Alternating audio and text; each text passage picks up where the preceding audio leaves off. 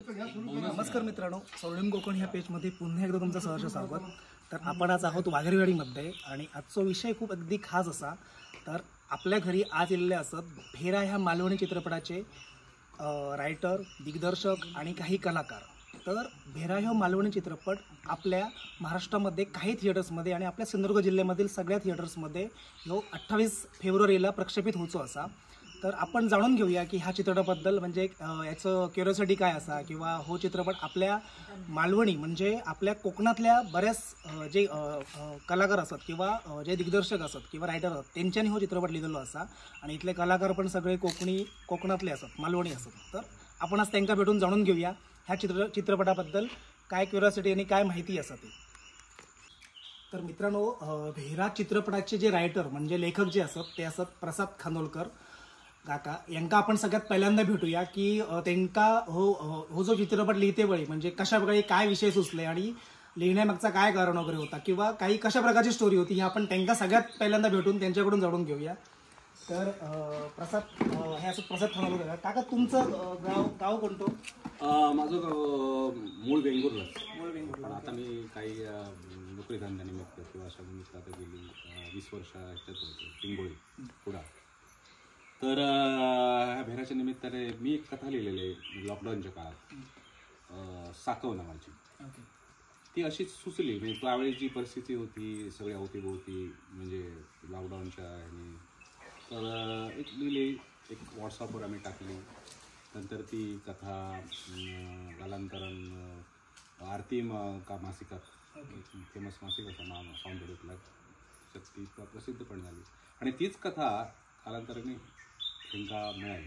ते त्याच्या मागे पण एक ह्या असा कारण ती मिळण्यामागे म्हणजे एक स्टोरी आहे ती आपण बोलण्याच्या योगात आपण पुढे सांगू ती, आणि त्या कथेवर ही फिल्म घेतलेली असं। पण ती कथा तशीच्या तशी नाही असं, कारण कागदावरची कथा आणि स्क्रीनवरची कथा यात खूप फरक असतात। कारण ज्यावेळी संस्करण आपण स्क्रीनसाठी करतो किंवा त्याचं फिल्मसाठी आपण ज्यावेळी करतो त्यावेळी बरेच गोष्टी करूच्या लागतात। कारण त्या कथेचं जो मूळ आत्मा जो असा, कोर जो असा, की जी स्ट्रक्चर आपण म्हणतो, जो सांगाडा जो असा पूर्ण फिल्मचो ती कथा असते। पण त्याच्यानंतर आपण बाहेर जसं आपण ते हे करतो तसं आम्ही ती कथा डेव्हलप केली, आम्ही दोघांनी डेव्हलप केली आणि त्याच्यात स्क्रीन प्ले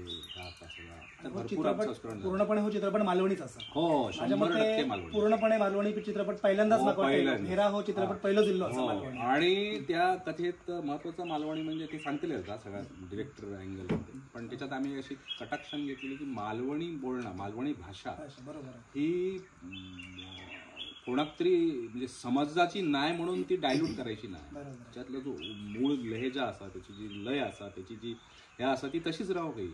तो आपण जो बोलतो तो मालवणी तसाच येऊ काय, एकदमच प्युअर शक्य होणार नाही, पण आम्ही भरपूर त्याच्यात असा एक ऑथेंटिसिटी मालवणीतली किंवा मालवणीचा खूप प्रकार असतात। जर तुम्ही वैभववाडीपासून खाली खाली खाली वेंगुर्ल्यापर्यंत बोलत गेलात की नाही तर मालवणीत फरक पडत जातो। तर आम्ही साधारण वेंगुर्ल्याच्या आसपासची भाषा त्याच्यात ठेवण्याचा प्रयत्न केला आणि त्याची आणि ह्या पूर्ण चित्रपट मालवणी असा, ह्याच्यातली घडणारी कथा ही मालवणच्या आपल्या कोकणाच्या पार्श्वभूमीवर घडतात, त्यातली पात्र ही कोकणातली असेल, त्यातले सगळे रेफरन्स कोकणातले असेल आणि सगळा कोकणातलाच असा आणि पूर्ण मालवणी म्हणजे आपल्या सगळ्या कोकणातल्या लोकांसाठी त्यातला निसर्ग म्हणा, त्यातली माणसं म्हणा, त्यातले प्राणी म्हणा, त्यातली कथा म्हणा, त्यातले येणारे विचार म्हणा, त्यातले येणारे सगळे गोष्टी, सगळे भावभावना, सगळे भावभावना हे युनिव्हर्सल असतात, काही गेल्या तरी तेच असते, पण ते काय त्याच्या अनुषंगाने येणारे प्रत्येक गोष्ट ही मालवणातली, मालवणी असा, कोकणी असा विशेष।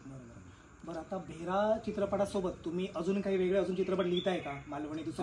आहे आता माझ्याकडे असे 2-3 स्क्रिप्ट आहेत, त्यांना त्यातली एक स्क्रिप्ट ह्यांच्या डोक्यात चालू आहे, पण सध्या आता भेराच्या आम्ही ह्याच्यात असल्यामुळे सध्या थोडं काम आम्ही करून ठेवलेलं आहे आणि अजूनही आहेत।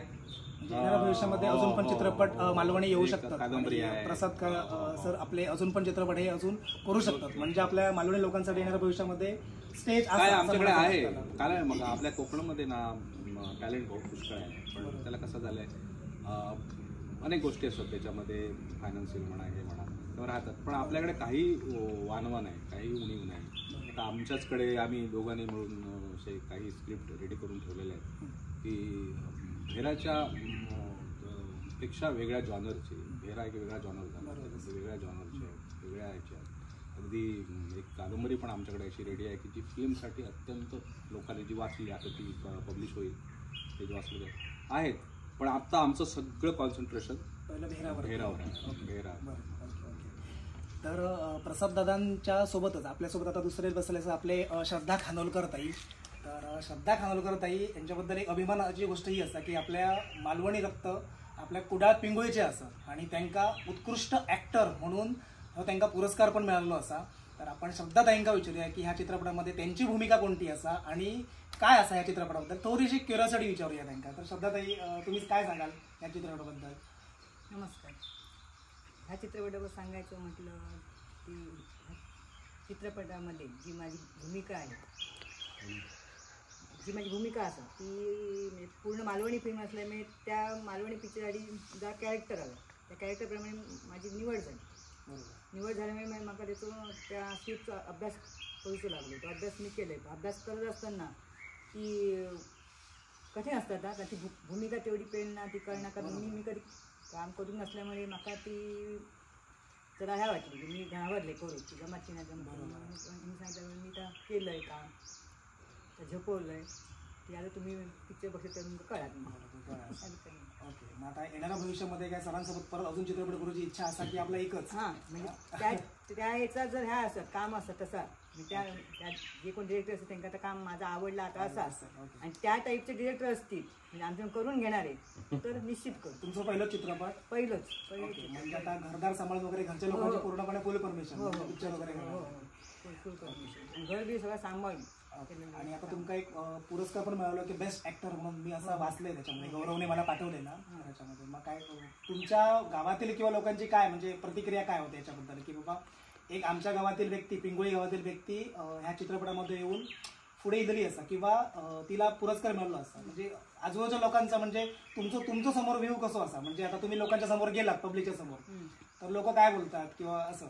हां, ते सांगायचं म्हणजे कसं जो जो मी पिक्चर केलं म्हणजे आता माझे जे ओळखीचे जे माझ्या मैत्रिणी असत किंवा माझे शेजारी म्हणा किंवा नातेवाईक म्हणतले म्हणत म्हणजे खुश असं मी खुश असं, पण त्यांना ही काय करतली असं त्यांना वाटतं आणि तू केलं खरंच तू केलं की काय नक्की मग आमका पण खायची व्हायचं काम असतं आमका सांग. पण कसं व्हायचं काम असं म्हणलं, पण ह्या काम करताना सुद्धा माझी काय घालमेल झाली आणि त्याच्यासाठी काय भीतीने म्हणली ती माझी माका माहिती आहे. खायचं काम सोप्या नसतात. मी सांगितलं बाईचं झाला जमला आणि कॅमेरा माझं पहिलं जमवलं, कॅमेऱ्यासमोर काम करण्यात माझं पहिलं जमवलं. काम करताना मी त्याकडे बोलूकच नाही. माका जा काही सांगितला म्हणजे डिरेक्ट मी काय जसं सांगितलं तर आम्ही केलं पण त्याचा अभ्यास पण केलं. पण कोणी म्हणा गावायचं काय ही बाई साधी होती ही का गाव मी माका पण उद्या गावात तसं नाही आहे. कारण ह्याच्यासाठी खूप मेहनत घेतली आहे, पूर्ण टीमने पण मेहनत घेतली आहे, डिरेक्टर पण मेहनत घेतली आहे, बाकीचे सहकलाकार पण होते, मी पण होतोय आणि लेखक जरी माझे मिस्टर असले तरी तर असं नाही की लेखकांनी सांगितलं कोणी म्हणताला हां लेखकांना सांगितलं असतं असं करू कोणी मला सांगून नाही. फक्त डिरेक्टर मी आणि अभ्यास केला. तुम्ही स्वतः अभ्यास करून ही भूमिका साकार केलेली असते. म्हणजे तुम्ही तुमचे 100% दिलात म्हणून तुमचा पुरस्कार मिळालो की बेस्ट अभिनेत्री म्हणून. म्हणजे ही खरोखर अभिमानाची गोष्ट असा ही मालवणी माणसासाठी. बरोबर असा. धन्यवाद. तर आपण आता पुढच्या आपल्या मेन माणसाकडे पोहोचूया. तर आपला मेन माणूस माका पाहिला वाटतं की हो माणूस आपलं मराठीच असा की म्हटलं तर नंतर बघायला तर मालवणी बोलायला लागलो माणूस. आपले हे श्रीकांत भिडे सर आपल्या कुडाळचेच होते. सर कुडाळचेच ना? होय होय. ओके सर आपल्या कुडाळचेच असत. तर आपण आता श्रीकांत सरांकडे बोलूया की त्यांची ह्या चित्रपटाबद्दल म्हणजे ज्यावेळी सरांनी सांगितलं आपल्या खानोलकर सरांनी हा चित्रपट त्यांच्या समोर ठेवला तर त्यांची यावेळी प्रतिक्रिया काय होती ती आपण जाणून घेऊया त्यांच्याकडून.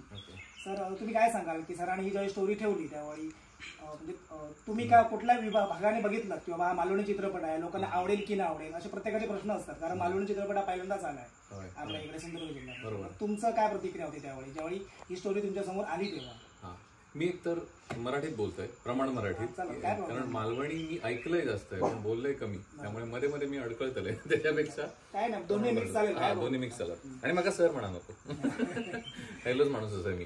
हा तर ती स्टोरी जे काका मगाशी म्हणाले की ती टेलिपॅथी आपण ज्याला म्हणतो ना की आपण इथे एक विचार करत असतो आणि दुसरीकडे तो विचार घडायला सुरुवात झालेली असते. तर तो तसा अनुभव होता. कोविड नंतर असं होतं की आम्हाला नवीन काहीतरी कंटेंट करायचा होता. माझी पहिलीच फिल्म होती आणि मी असं ठरवलं होतं की आपण उगाच काहीतरी काय मोठा घास घेण्यापेक्षा आपण एक असं काहीतरी करू जे आपण लहानपणापासून बघत आलेलो आहोत, आपल्याला माहिती आहे असं वातावरण असू दे. आणि झालं असं की मी आणि माझी टीम कोकणात फिरत होतो कोस्टल एरियामध्ये, आणि अचानक एका गावात, कोंडुरा गावामध्ये आम्हाला एक साकव दिसला. आणि तो आडवा साकव दिसला, आणि तो साकव बघितला मी सहजच म्हटलं अरे आता हे गाव कसं आहे, इथे साकव आहे, म्हटलं आपल्याला असं काहीतरी लोकेशन, असं काहीतरी वातावरण, असं काहीतरी पाहिजे ज्याच्यात साकव आहे. मग त्याला काहीतरी साकवाला एक सिम्बॉलिक पकडून काहीतरी प्रातिनिधिक स्टोरी मिळेल का. आणि असं करत करत आम्ही परत आलो, आणि कुडाळमध्ये पिंगोळीमध्ये आमचा स्टे होता. आणि आम्ही सहज, हे सुहास कानोलकर जे आमचे मित्र आहेत, आमचे कॉमन मित्र ते, त्याच्या आधी आमची काय फार ओळख नव्हती कधी. मी सुहास कानोलकरांना सहज म्हणायला गेलो की मी आता अशी एक कथा करायचा विचार करतोय, तर कोणी आहे का. ते पटकन म्हणाले प्रसादला विचारलंस काय. म्हणजे कोण प्रसाद खानोलकर रे. म्हटलं अरे हां बरोबर, त्यांच्या तालमीला गेलो होतो. आणि योगायोग असा की त्याच्या पुढच्या 1 तासात काका लॅपटॉप घेऊन आले. ते म्हणाले माझ्याकडे 2 कथा आहेत, एकावर स्क्रीन प्ले लिहिलाय, एक कथा आहे, काय करू आधी. मी म्हटलं तुम्ही ठरवा. आणि आम्ही असे थंडीचे दिवस होते, छान असं कॅम्पफायर करून बसलो होतो. काकांनी लॅपटॉप उघडला आणि ते म्हणाले कथेचं नाव आहे साकव. आणि आम्हाला असं झालं की अरे हे टेलिपथीचा एवढा मोठा अनुभव मी पहिल्यांदा घेत होतो. आणि त्याच्यानंतर स्पेशली आम्हाला दोघांना असे अनेक अनुभव आले की आमची टेलिपथी इतकी मॅच होते. आणि मग मी साकव कथा जेव्हा वाचली, आम्ही जवळजवळ वर्षभर त्याच्यावर काम करत होतो. आम्ही दर 1-1.5 महिन्याला एक ड्राफ्ट करायचो. आणि मला आवडलेली गोष्ट अशी होती त्यातली की ते कोविड काळाकडे बघण्याचा एक वेगळा अँगल होता. कोविड काळावर अनेक कंटेंट आजूबाजूला, म्हणजे ढिगाने शॉर्ट फिल्म, ढिगाने फिल्म सगळं आलं. पण काकांचा कोविड काळाकडे बघण्याचा एक वेगळा अँगल होता, खूप इमोशनल, खूप म्हणजे त्याच्यात तो लाऊडनेस नव्हता. एक कोकणातली अशी छान व्हॅलीमध्ये डोंगरात राहणाऱ्या एका गावामधली एक कथा, आणि खूप मायक्रोस्कोपिक विचार होता की कोविड काळ ह्या 2 कॅरेक्टरनी कसा घालवला. आणि मला ते खूप क्लिक झालं. आणि मग त्याच्यानंतर आम्ही दोघांनी मिळून त्याच्यावर काम सुरू केलं. अर्थात माझ्याकडनं मी हे पूर्ण सांभाळायचो किंवा काकांना विचारायचो, काका तुमचा कथेचा आत्मा माझ्याकडनं हलत नाही आहे. आणि काका पण मला असं म्हणायचे की अरे हे मला कथाकार म्हणून वाटतंय, ते तुझ्या सिनेमा लँग्वेजमध्ये जात आहे. आणि असं करत करत ती कथा डेव्हलप झाली. सगळ्या गोष्टी मॅच पण व्हायला पाहिजे, त्यांच्या मनामध्ये जे आहे ते पण सत्यामध्ये उतरायला पाहिजे. येस, म्हणजे ऑन पेपर आणि ऑन स्क्रीन जे ते म्हणतात ना, त्याचा एक परफेक्ट बॅलन्स आम्ही शोधत गेलो. आता मला गौरवकडून असं कळलं की ह्या चित्रपटाला काहीतरी आंतरराष्ट्रीय पुरस्कार पण चेन्नईमध्ये काहीतरी मिळाला. पुणे इंटरनॅशनल फेस्टिवलमध्ये तिथे काहीतरी 2 पुरस्कार मिळाले, आणि एक चेन्नईमध्ये सिलेक्ट झाली होती, पहिल्यांदा सिलेक्ट तिथे झाली. असं मी ते वाचलं त्याच्यामध्ये. बरोबर. तुमचे येणाऱ्या भविष्यामध्ये अजून काही मालवणी चित्रपट आहेत का? म्हणजे आता एक पहिला तुम्ही आता भेरा झालाय, भेरानंतर अजून काही आहेत? खरं सांगायचं तर काकांनी आणि मी मिळून बाजूला काढलेल्या स्टोरी 10 तरी असतील. कारण कोकणामध्ये प्रचंड साऱ्या स्टोरी आहेत. हो. आपल्या समोर भरपूर साऱ्या, म्हणजे तुम्ही देवळांपासून सगळ्या बघितल्यापासून देवाधिकापासून सगळ्या स्टोरी तुम्ही काढल्या तर 10 काय अजून 25 पण मिळतील. अगदी. काय येणाऱ्या भविष्यात काही असे आहेत का अजून मालवणी चित्रपट? अगदीच आहेत. मी तेच सांगतोय, काकांनी लिहिलेल्या आणि मला आवडलेल्या. आणि असं नाहीये की आम्ही असं काही ठरवलंय की काकांनीच लिहायचं आणि आम्हीच हे करायचं. आमची तर इथपर्यंत तयारी आम्ही ठेवलेली आहे की अरे उद्या आपल्याला समजा कोणीतरी कथा आणून दिली आणि त्याच्यावर संस्कार करायचे, त्याची पटकथा करायची, त्याची फिल्म करायची. कारण काय ना, आमचं एक चांगली गोष्ट आमच्या दोघांची आणि मला माझ्या टीमची वाटते, आम्ही फिल्म मेकिंगकडे आर्ट म्हणूनच बघतो. ती कला आहे, म्हणजे त्याचा बिझनेस आहे पण ती कला आहे. कुठल्याही कलेचा बिझनेस चांगला करता आला पाहिजे अशा प्रकारातली ती आहे. आणि आपण जर फिल्म मेकिंगची हिस्ट्री बघितली, त्याला मोशन पिक्चर म्हणतात. म्हणजे स्थिर चित्र होतं, त्याला अजून सांगण्यासाठी मोशन पिक्चर करण्यात आलं.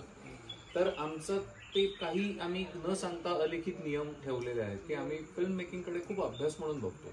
कदाचित तो अभ्यास आता कमी असेल, पण जो आहे तो आम्ही पूर्णपणे अप्लाय करायचा प्रयत्न करतो. आणि ह्या चित्रपटामध्ये जी माणसं आहेत सगळी कोकणातली, पूर्ण कोकणातील माणसं आहेत असं मी वाचलं ती पूर्ण सगळ्यांच्या. दीपक जोयल काहीतरी त्याची मेन भूमिका आहे. तो देवगडचाच आहे ना तो. मग ही माणसं सिलेक्शन तुम्ही कुठून कशी केली होती? जसं की दीपक जोयल सारखा मुलगा कुठे मिळाला? आता या सरांच्या मिसेस आहेत, तर एक सहज देते मला. मग दीपक लीड हे सगळ्यात कठीण पात्र मिळालेलं हे आहे. त्याची मजा खरोखर मला अभिमान आहे काकूंचा की त्यांना त्यांच्या ते ही स्क्रीन प्ले लिहिताना किंवा त्या फिल्मचं डेव्हलपमेंट होताना त्याचा विचार करत असताना ही कुठेच नव्हती. ही कुठल्याच पिक्चर मध्ये नाही. हे अत्यंत म्हणजे आपण काय म्हणतो की सगळं कॅनव्हास लावलेला आहे, कलर मिक्स केलेले आहे, पाण्याने ब्रश भिजवलेला आहे, सगळं केलेलं आहे आणि असा ब्रश उचलून शेवटच्या क्षणाला कळलंय की तेवढ्या त्या मोमेंटला ते मिळालेलं पात्र आहे. कोणाला असंच वाटू शकतं की नाही आता याच्या नवऱ्यानी किंवा मिस्टरांनी जे लिहिलंय म्हणजे ह्यांनी असं नाहीये. आता त्याची स्टोरी सांगतील ते त्यांना. आम्ही खूप स्टँडर्ड मेथडने गेलो. आम्ही ऑडिशन घेतली. ऑडिशन मध्ये असं झालं की ऑडिशन मध्ये मला मुख्य 2 पात्र सोडून बाकीचे सगळे बऱ्यापैकी मिळाले. तो शोध अदरवाईज चालूच होता. आणि झालं असं की मुख्य पात्रांचं कसं होतं ना, फक्त सुटेबिलिटी हा मुद्दा नसतो. सूट होणारे खूप जण मिळू शकतात, पण ते पेलवणं, शूटिंगची सवय नसते. आणि कसं होतं, कलाकारांना, ऑडिशनला येणाऱ्या कलाकारांना त्याचं सिरियसनेस असतो, पण त्यांना त्याची स्ट्रेंथ माहिती नसते, बँडविड्थ माहीत नसते की काय लेवलला जाऊन तो स्ट्रगल करावा लागणार आहे. पण तो आपल्या डोक्यात असतो. आणि मग झालं असं की मला लीड ॲक्टर 2 मिळत नव्हते. आणि मग झालं असं की मी पुणे मुंबई मध्ये शोधायचं टाळत होतो, कारण मला अगदी इथली स्किन हवी आहे, इथला टोन हवा आहे. निसर्गाने तिथले आवाज घडवलेले असतात. साऊथ इंडियन लोकांचे आवाज वेगळे, नॉर्थ इंडियन वेगळे, आपल्याकडचे वेगळे, ती स्किन वेगळी, त्यांचे डोळे वेगळे, फीचर्स वेगळे. म्हणून मी असं शोधत असताना एकीकडे माझं मेन रोल जो दीपक जोईल आहे तो मुंबईमध्ये असतो, कल्याणला असतो, पण आहे तो देवगडचा. म्हणजे त्याची सगळी देहबोली, त्याचं जे टेक्स्चर आहे पूर्ण आपल्याकडची आहे. आणि अप्रतिम धडपडी पोरग आहे. म्हणजे हॅट्स ऑफ आहे त्या मुलाला. म्हणजे खरं सांगायचं तर त्याचे एफर्ट्स बघून मी मोटिवेट झालेलो आहे कधी कधी. त्याला तुम्ही इंटरव्ह्यू घेऊनच तुम्ही त्याला पास केलं? त्याला ऑडिशन त्याने पाठवलं होतं. आणि तो इतका चिकाटी, इतका जिद्दी नट आहे ना की म्हणजे तो घसरड्या रस्त्यांवरनं, खडकांमधनं धावतोय, पायाला लागतंय, हाताला लागतंय. मी त्याला विचारायचो, अरे लागलंय का, थांबायचंय का? तो मला नाही म्हणायचा, कारण मला कळलेलं असायचं त्याला लागलंय. कारण काय, हा परत टेक नाही घेणार डिरेक्टर. तो त्याचं समाधान होईपर्यंत. आणि त्याला 4-4 टेक सलग लागलेला आहे, पण त्याने मला सांगितलेलं नाहीये. मी असं असायचो की चल तुझं ऍक्टरचं स्पिरिट मी कशाला मागू. आणि त्याने काय ब्रिलियंट काम केलंय. त्याने असेल, काकूंनी असेल. तर काकूंचं कौतुक याच्यासाठी की काकूंचे 2 म्हणजे अनिबाई या रोलसाठी 2 कास्टिंग झाले होते, आणि दोन्ही कास्टिंग रिव्हर्समध्ये फेल गेले. म्हणजे त्याने ऑडिशन चांगले दिल्या आणि दुसऱ्या-तिसऱ्या ऑडिशनला ते फेल गेले. आणि आता अगदी शेवटच्या टप्प्यावर मुहूर्ताच्या दिवशी काकांबरोबर काकू आल्या होत्या. आणि मी जे केलेलं कास्टिंग होतं आधीचं, ते कास्टिंग फार मी त्याला हॅपी नव्हतो. म्हटलं अरे आपलं हे कास्टिंग चुकलं, आता पर्याय नाही आहे. कारण आपण बुक केलेल्या असतात ना गोष्टी, प्रोफेशनल लोकांना रेंट बोलवलेलं आहे, पेमेंटवर बोलवलेलं आहे, आता वेळ नाही आहे. म्हणून मी ना म्हटलं कदाचित हे पात्र आपलं कॉम्प्रोमाइज झालं. पण काय माहिती, परत एकदा टेलिपॅथी, बरोबर मुहूर्ताच्या दिवशी काकांबरोबर काकू आल्या. मी म्हटलं अरे या दिसायला खूप आहेत अनिबाई सारख्या. मी काकूंना म्हटलं तुम्ही लुक पण मालवणी आहे. हा. आणि काकूंना त्या म्हणाल्या जसं ऍक्टिंगचं टेन्शन होतं. मी म्हटलं ते टेन्शन तुम्ही नका घेऊ, कारण मला थिएटर वर्कशॉप्स आणि थिएटरमुळे खूप सवय आहे की ऍक्टिंग हे काही फार वेगळं नसतं. तुम्ही फक्त जिवंतपणे ते करा, तीच असते ऍक्टिंग, असं काही वेगळं नसतं. तेवढी तयारी काकूंनी दाखवली आणि पुढे रिझल्ट सुपर होते. आपला पुढचा प्रश्न सरांसाठी आहे की आपल्या ह्या ज्या चित्रपटाचं जे शूटिंग आहे हे पूर्णपणे कुठे झालं? पूर्णपणे रेडी पासून, शिरोडा रेडी पासून ते मालवण, वेंगुर्ला हा अख्खा कोस्टल पट्टा. सावंतवाडीमध्ये थोडा पाठ झाला आहे. किती वर्ष लागली याला, म्हणजे पूर्ण किती? शूटिंग 45 दिवस चाललं. त्याच्या आधी स्क्रिप्टवर काम 1-1.5 वर्ष चाललं होतं. आणि मग पोस्ट प्रोडक्शनचं काम काय पुढच्या 5-6 महिन्यात. सरांसोबत काम जवळजवळ तुमचं 1.5 वर्ष चालू हो. स्टोरी कशी आणायची, कशी समोर. सर पुढचा प्रश्न असा आहे की ह्या चित्रपटासाठी, वेरा चित्रपट हा मालवणी आहे बरोबर, तर या चित्रपटासाठी तुम्ही फक्त मालवणीच कलाकार म्हणजे जे निवडले आहेत, आणि हे कलाकार असे निवडले जे सगळे नवीन आहेत, ज्यांना ऑलरेडी काहीच नॉलेज नाहीये. जसं की काकूने आपलं पूर्ण सांगितलं, ते आता हाऊस वाईफच असतील माझ्या. तर हे असे कलाकारच तुम्ही का निवडले? कारण काय माहिती, एखादा चित्रपट जर प्रदर्शित करायचा असेल आणि लोकांना जर थिएटरपर्यंत यायचं असेल तर एक जर जो मुरलेला कलाकार असेल तरच लोक जास्त करून येतात. तुम्ही असे कलाकार का निवडले? म्हणजे फक्त जे हे नाहीये. ओके, त्याचे एकतर मी आधी पलीकडची बाजू असं सांगेन की असं काही खूप हार्सली ठरवलं नव्हतं की नाही मला ओळखीचे चेहरे नको आहेत. खूप सिंपल गणित असं होतं की त्यांच्यामध्ये जर खूप कोर मालवणी टेक्स्चर विथ कास्टिंगला जाणारं जर मिळालं असतं तर अगदीच घेतलं असतं. पण त्याच्यात हा उद्देश नसता की अरे ओळखीचा चेहरा असल्याने माझ्या फिल्म खपायला मदत होईल. कारण कंटेंट कॉम्प्रोमाइज होणार असेल तर काहीच उपयोग नाहीये. पण तसा ऑप्शन आम्हाला सापडला नाही याच्यातल्या कास्टिंगसाठी.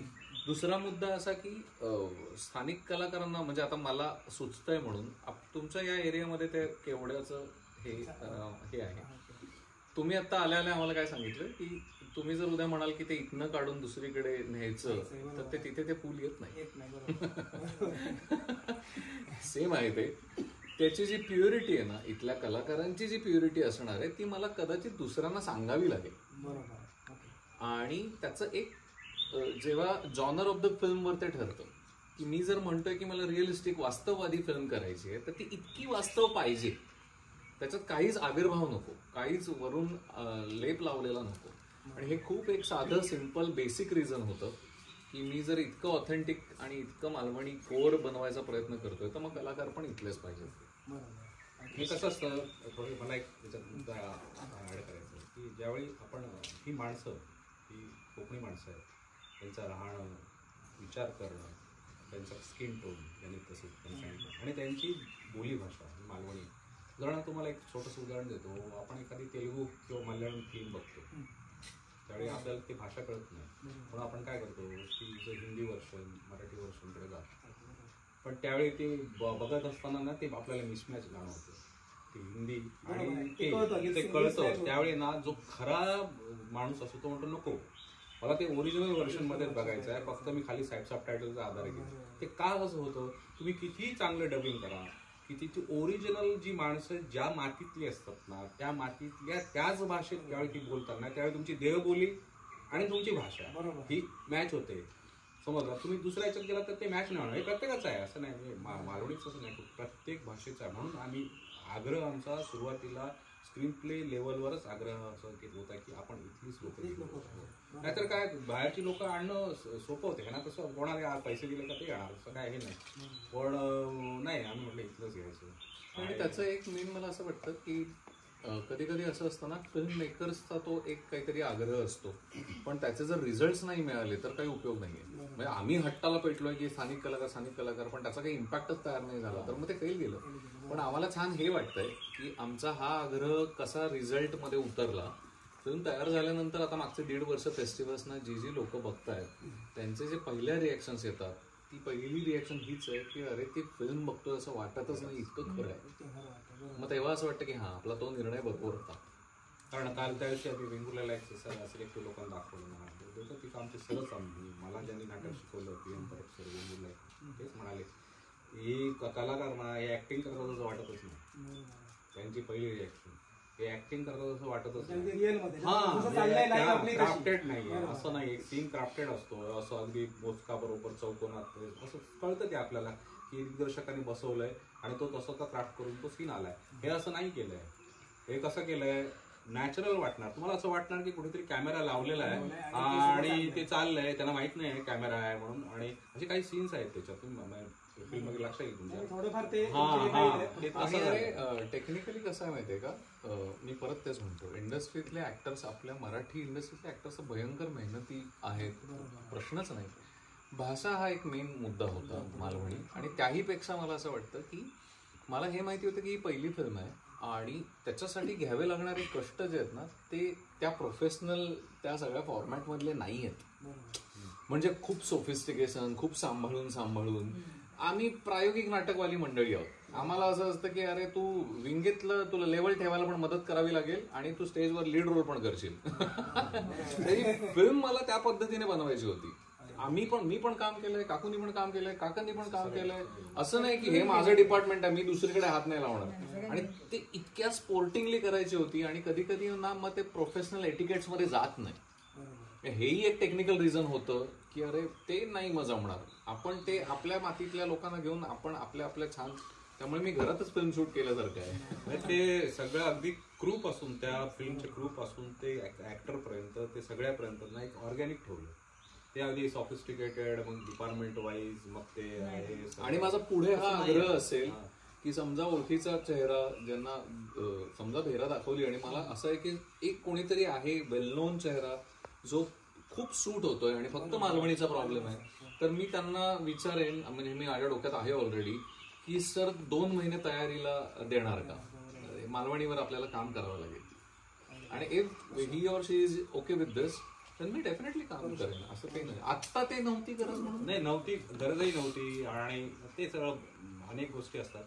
पण आम्ही ठरवलेलंच की आपण सध्या नॉन ऍक्टर्स किंवा इकडचे म्हणजे भेरा चित्रपट लोकांना हे सांगून देईल की कोकणामध्ये असे दडलेले कलाकार पण आहेत, म्हणजे ज्यांच्याकडे कला लपलेली आहे ती याच्या चित्रपटामधून बाहेर पडेल, आणि असे कलाकार अजूनही बाहेर पडतील. आणि मला वाटतं गावातील प्रत्येक कोणाकोपऱ्यात असे कितीतरी कलाकार आहेत, काय म्हणतात आपण, दडलेले आहेत, म्हणजे ज्यांच्याकडे कला आहे पण ती लोकांपर्यंत अजून पोहोचली नाहीये. म्हणजे भेरा चित्रपट यांच्या थ्रू तरी थोडंफार दाखवून देईल असं मला वाटतं. आणि चांगल्यापैकी मराठी फिल्म इंडस्ट्रीमध्ये अतिशय उच्च दर्जाची लोक आहेत, तो विषय नाहीये. पण जिथे जी गोष्ट लागते ना तीच घ्यावी लागते. ह्या तत्वाने आम्ही ते कोणालाही आणून तो मालवणी सूट होणार नाही होणार नाही तेवढी ती जी मेहनत घ्यावी लागते ना, कारण तुमची रिक्वायरमेंट आहे, मेहनत खूप ती रिक्वायरमेंट. आपला लुक पण असतो, मालवणी लोकांचा एक लुक पाहिजे ना, तो पाहिजे. आणि तू कलाकारांचा जो मुद्दा काढला ना, त्याच्यात माझं फक्त ह्या प्रोसेस मधलं एवढंच एक ऑब्झर्वेशन आहे की हे जे सगळे दडलेले कलाकार आहेत ना, त्यांची वाट थोडीशी डायरेक्ट व्यावसायीकरणाच्या दिशेने जाते, जी जायलाच पाहिजे, पण ती थेट नाहीये वाट. म्हणजे मला असं म्हणतं की म्हणजे गणपतीची मूर्ती बनवणारा जो कलाकार आहे ना कोकणातला, त्याच पॉइंट ऑफ व्ह्यूने जर त्याने फिल्मकडे बघितलं, नाटकाकडे बघितलं, कुठल्याही कलेकडे बघितलं, जो तो बघू शकतो, बघायचा. मी कलेशी प्रामाणिक राहिलो की त्याचा व्यवसाय होणारच आहे पुढे. तर ते एक कारण आहे की इंडस्ट्रीविषयी, आत्ताच्या इंडस्ट्रीविषयीच्या थोडंसं माहिती कमी असल्यामुळे ना काही जण त्याच्यापासून लांब राहणं प्रेफर करतात, काही जण जरा जास्त अपेक्षा ठेवतात. ते तसं नाहीये, खूप सिम्पल आहे. खूप आहिस्ता आहिस्ता एक एक स्टेप टाकत जसं चित्र काढतो, जसं गणपती बनवतो, तशी फिल्मही बनवता येऊ शकते. असा क्राफ्ट आहे तो. माझं एक स्वतःचं मत तुम्हाला सांगतो, म्हणजे एक माझी इच्छा सांगतो की आपल्या कोकणामधील भरपूर साऱ्या अशा गावांमध्ये काही अशा देवळांच्या रिअल स्टोरी आहेत ज्या घडलेल्या आहेत. जसं की आमचा तुळसचा जयतीर्थ, याची एक रिअल स्टोरी घडलेली आहे जी रांगणागडाशी कनेक्टेड आहे, काकांना माहिती असेल. अशा भरपूर साऱ्या स्टोरी असतील तर येणाऱ्या भविष्यात तुम्ही असा एक चित्रपट काढावा की पण तो परमिशन घेऊन त्या गावाची, कारण की कसं देवळाची परमिशन लागते, सगळ्या गोष्टी असतात. नक्की असा चित्रपट काढावा असं माझी इच्छा आहे. अरे आवडेल, का नाही आवडेल. कारण सर खूप म्हणजे अशा घनदाट स्टोरी आहेत जंगलामध्ये घडलेल्या, अशा देवा रिलेटेड अशा घडलेल्या आहेत. असा चित्रपट तुम्ही करावा असं मला वाटतं. आणि एक शेवटची विनंती मला, आय डोंट नो, पण मला आत्ता वाटतंय, मी आत्तापर्यंत 2-3 इंटरव्ह्यू झाले, कधीही केली नाही, पण मला इथे आत्ता वाटतंय की प्रामाणिक कलाकारांना पाठिंबा, आर्थिक पाठिंबा पण दिला जातोच. पण काय होतंय, थोडंसं आमचा अनुभव असा आहे की ह्या सगळ्या बाजारात ना, फिल्म मेकिंगच्या बाजारात, तो बाजारच आहे अल्टिमेटली, चांगली कलाकृती दडली जाते आणि ज्यांना आर्थिक सपोर्ट दिला पाहिजे, ज्यांनी, ते पोचत नाहीये तिथपर्यंत. कारण त्यांना सगळ्या चुकीची माहिती मिळालेली आहे. फिल्म करायला एवढे पैसे लागतात, फिल्म करायला हे लागतं, ते केली फिल्म की वाया जाते, असं नाहीये. मला असं वाटतं की आता 1.5 वर्षानंतर आम्ही हे आता छान एक छातीठोकपणे सांगू शकतो की अरे नाही, सिद्ध झालोय. ते 1.5 वर्ष एक 7-8 फेस्टिवलला जाऊन अवॉर्ड मिळून सिद्ध झालोय. तर माझी विनंती एवढीच आहे या प्लॅटफॉर्म थ्रू की ज्यांच्याकडे पैसे आहेत, ज्यांना चांगल्या कामासाठी पैसे द्यायचे, कलेची सेवाच करतोय आम्ही अल्टिमेटली, तर त्यांनी जरूर इथून पुढच्या काळात पुढे यावं आणि त्यांनी तपासून बघावं तुम्ही काय करताय, का करताय, कशा पद्धतीने करताय. तर ही विनंती मात्र मला नक्कीच करायला आवडेल. आणि दुसरं, आता फिल्म बघायला येणाऱ्या प्रेक्षकांना तुमच्या माध्यमातून सांगतो की कान्स सारख्या ठिकाणी ही फिल्म गेली, तिथे एका ब्रिटिश कपलने ती फिल्म बघितली. British couple, English couple, actor, त्यांचा युरोपियन संस्कृतीशी काही कनेक्शन नाही. इव्हन भारतातल्या याच्यात नाही. पण ते आले म्हणणार मी 10 मिनिटं बसतो हा फक्त रिक्वेस्ट केली तुम्ही, पण ते शेवटपर्यंत बसले. हां म्हणजे त्यांना तो विषय कधीच आला नाही की ही भाषा, ही संस्कृती, ही माणसं, हा निसर्ग, ते तितकेच एकरूप झालेले.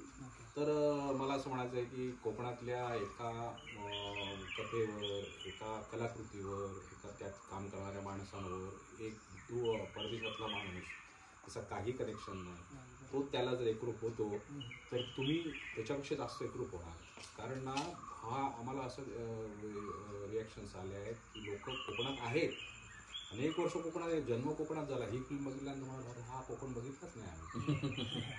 हा हे असं आहे, एवढं आहे, आम्हाला माहिती नाही कुठे घेतलं तुम्ही शूटिंग, कसं केलं असेल, हे केलं. कारण काय माहिती आहे, कोकणातला हा जो अँगल आहे, आपण कोकण म्हणजे कसं आता आपल्या सिटीज आहेत ह्याच्यापुरतं आपण आता तुमच्या इथे तुम्ही आम्हाला घेऊन आला इतक्या सुंदर लोकेशनमध्ये, तुमच्या घरी सगळं जंगल आहे, हा एक अनुभव आहे. हा अनुभव मी जर चित्रबद्ध केला ना तर तो लोकांना तितक्याच इंटेन्सिव्हली जाणार आणि हे कनेक्ट होणार. हे आम्हाला सांगायचं की तुम्ही तो फिल्म येऊन जरूर बघा आणि त्यात ती फिल्मशी कनेक्ट व्हा, त्यातल्या पात्रांशी कनेक्ट व्हा, कथेशी कनेक्ट व्हा, निसर्गाशी कनेक्ट व्हा, तिकडच्या त्या वातावरणाशी कनेक्ट व्हा. हे आम्हाला ह्या तुमच्या माध्यमातून सांगायचं. सेकंड सरांना एक शेवटचा प्रश्न विचारतो की हा चित्रपट आपल्या महाराष्ट्रामध्ये कुठे कुठे प्रक्षेपित होते? कारण मगाशी मी बोललो, गौरव पण मला बोललेला काही नेमक्याच ठिकाणी होते म्हणून, तर हा कुठे कुठे पूर्ण महाराष्ट्रभर होतोय की काही नेमक्याच ठिकाणी? पूर्ण महाराष्ट्रभर नाही, आमचा प्रयत्न आहे, पण आम्ही असं ठरवलं की टप्प्याटप्प्याने जायचं. म्हणजे कोकण, मुंबई, सिंधुदुर्ग आणि पश्चिम महाराष्ट्र. सिंधुदुर्ग पूर्ण कव्हर करतोय. सिंधुदुर्गात जिथे सिनेमा थिएटर जवळ नाहीये तिथे नाट्यगृहात आम्ही दाखवतोय, स्क्रीनवरती प्रॉपर स्क्रीनवरती, कारण ती हक्काची फिल्म आहे, मालवणी फिल्म आहे. आणि आमच्या प्रायोरिटीवर असं आहे. आणि मग थोडंसं आहे की कसं आहे, परत तोच मुद्दा आहे की रिस्पॉन्सवर ठरत जाईल की त्याची किती स्प्रेड करत जायचं. ते जर चांगला रिस्पॉन्स मिळत गेला तर आम्ही ते जास्तीत जास्त महाराष्ट्रात ते अजून दाखवत जाऊ. सुरुवातीला तर ह्या पट्ट्यात दाखवणारच आहे. माझी प्रत्येक मालवणी माणसाला सांगायची इच्छा असा की हो चित्रपट तुम्ही जास्तीत जास्त लोकांपर्यंत शेअर करा. आपलं मालवणी चित्रपट असतं आणि आपला ही मातीतली, कोकणातील आणि मातीतली माणसं असती, तर हो चित्रपट जास्तीत जास्त लोकांपर्यंत पोहोचवा आणि शेअर करा, जेणेकरून हा पिक्चर पूर्णपणे महाराष्ट्रामध्ये प्रक्षेपित होईल. आणि जर वेळ आली तर पूर्ण भारतामध्ये पण होईल, हिंदी ट्रान्सलेट करून पण हा प्रक्षेपित होईल. म्हणजे असे आपण हे करतो, इच्छा बाळगतोय. सर अजून तुम्ही काय सांगाल त्याच्याबद्दल की आपण काही एंड करूया? शेवटचाच मुद्दा ह्यालाच घेऊन बऱ्याचदा आपल्याकडे असं होतं की म्हणजे मालवणी फिल्मचं प्रमोशन, मालवणीच फिल्म इंटरनॅशनल लेवलला, तर ते हे जे प्रमोशनचं सगळं किंवा एक जाहिरातीचं जे काही सगळं चाललंय, आपण लोकांना सांगतोय, आपण हे करत असतो की अरे ह्याचा परिणाम होईल, पण लोकांपर्यंत अशा अनेक गोष्टी येत असतात आणि ऑडियन्सला सवय नाहीये अशा पद्धतीने काहीतरी ऐकायची. आणि खूपदा असं होतं की एक थकलेला, काम करून दमलेला घरी येणारा एक सामान्य माणूस असतो, तो म्हणतो की अरे मी टीव्हीवर आल्यावर बघेन. असं खूपदा होतं. पण मी असं सांगेन की टीव्हीवर आल्यावर तुम्ही बघाल ह्यात आनंदच आहे, आम्हाला काय अल्टिमेटली तुम्ही बघितलं. पण आम्ही ही फिल्म फक्त टीव्हीवर बघण्यासाठी म्हणून नाही बनवली आहे. ती फिल्म बनवली आहे तो पूर्ण अनुभव घेण्यासाठी, आणि तो अनुभव आम्ही तपासून आलेलो आहोत. असं नाही की आम्हीच सांगतोय.